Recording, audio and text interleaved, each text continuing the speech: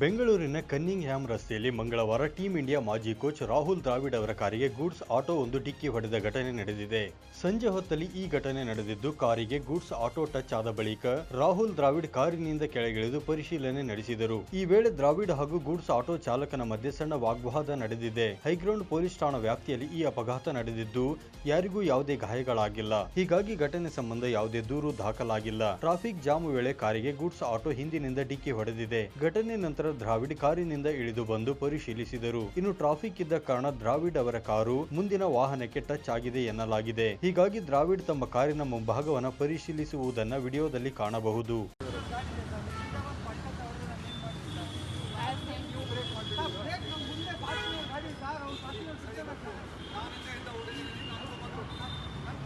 ಇನ್ನು ಇದರಲ್ಲಿ ಆಟೋ ಚಾಲಕನದ್ದು ತಪ್ಪಾ ಅಥವಾ ದ್ರಾವಿಡ್ ಅವರದ್ದು ತಪ್ಪಾ ಎನ್ನುವುದು ಸ್ಪಷ್ಟವಾಗಿ ತಿಳಿದು ಬಂದಿಲ್ಲ.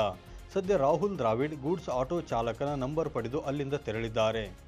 News desk 9 live news.